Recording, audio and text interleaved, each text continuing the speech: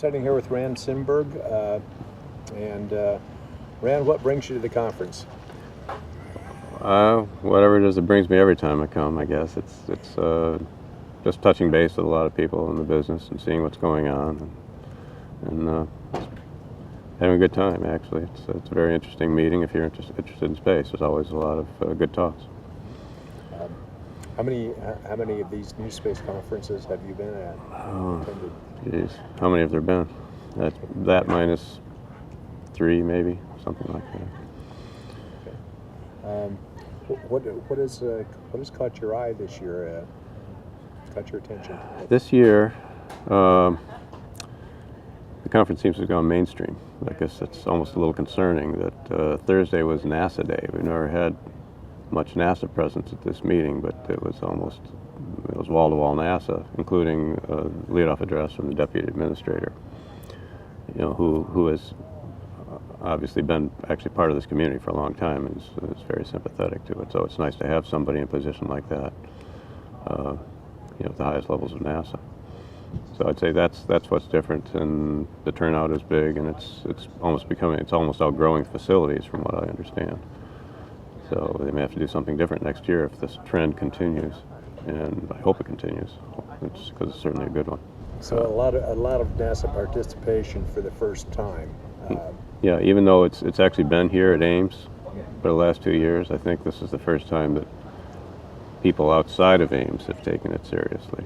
And what's driving that interest on the part of NASA? I can't say for sure. I would assume it's partly the fact that the Deputy Administrator is, favorable to it. But I think it's also just the times are changing, and NASA is realizing that they couldn't go on the way they are, and that maybe the things that they're talking about at this meeting are their future. They know they're not going to be able to replace the Russians anyway on their own, with their congressionally mandated systems.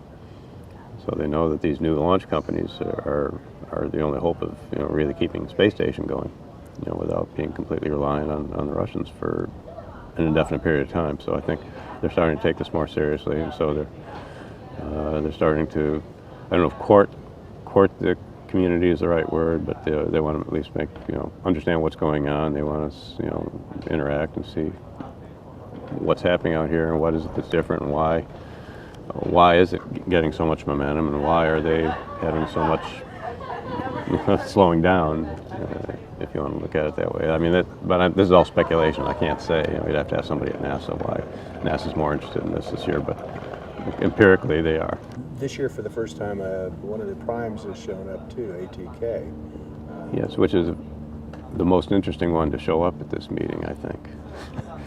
And I actually have my hat is off to them for coming up here, because they're kind of, Daniel coming into a lion's den, in terms of what a lot of people in this community think about ATK. Not that they're not doing anything that we wouldn't expect a company in their position to do, but we don't see that as the future. So, but as I told them, hey, if you're willing to put your own money into building that vehicle, more power to you. And that vehicle being that vehicle being what they used to be. Well, it's a new vehicle but it looks a lot like the corn dog, the Ares, Ares 1.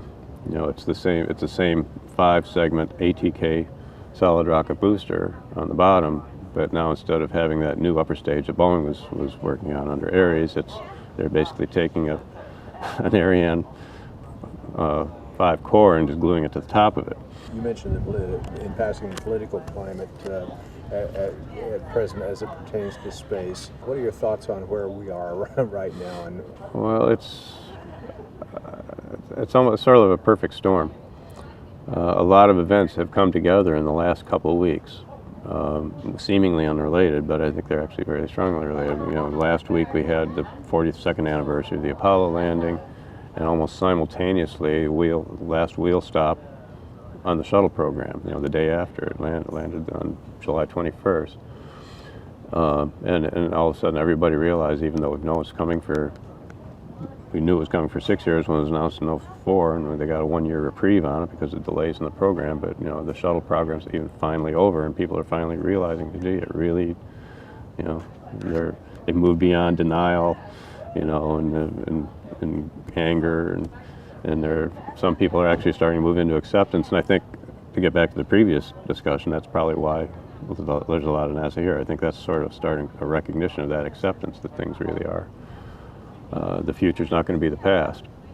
But the other thing, but this has also been happening at the same time as all this brouhaha in Washington over the debt ceiling and the budget and the fiscal situation and the national debt. And I saw a horrifying graphic, which I actually posted on my blog yesterday, that here's $1, and here's $1 million, and it's like a pile like this, and here's $1 billion, and it's like this, and here's $1 trillion, and it's like the size of the hangar over there, and here's $14 trillion, and it's a pile up higher than the World Trade Center. And that's our fiscal situation. But we're still, even now, you can see with what's going on in Washington, there's still a level of unreality there and denial of it. But that's just another factor that says we have to do things differently in space if we're going to do anything in space. We cannot continue the Apollo paradigm where we just pour money into this government space program and they dish it out to these cost plus contracts, and everybody's got jobs and everybody's happy, and if we happen to fly something once in a while, hey, that's gravy. We can't do that anymore. We have a space station to maintain, and we've got to figure out a way to do it affordably, because NASA is not going to get bigger budgets in the future. They're going to get smaller budgets. So we have all that politics going on, but there's still a lot of people that are still living in the past. And the problem with it's unfortunate that it was this administration that came up with this new policy, because it's the best policy that we've had since ever in terms of actually doing things to open up space. But because it was this administration that did it, and that's not necessarily the fault of this administration, but it was just an unfortunate historical fact, there's been a lot of resistance to it, because there are a lot of people, conservatives, Republicans, who are just naturally suspicious of anything that this White House does. So you combine that with a lot of the Apollo nostalgia and unwillingness or inability to recognize anything as a space program that doesn't look like Apollo and doesn't have this big NASA program going on. And the third factor is just the jobs, all the job losses. That, again, we've known were coming for years, but people haven't really been adequately preparing for them and figuring out how to transition for them. So you have those three double whammies that's just really taking what is not a perfect policy by any means, but certainly much better than anything we've ever had before, and it's become a train wreck, particularly on the Hill, and just for, like I say, spurious reasons in a sense. None of them have anything to do with what is the best way to actually open up space.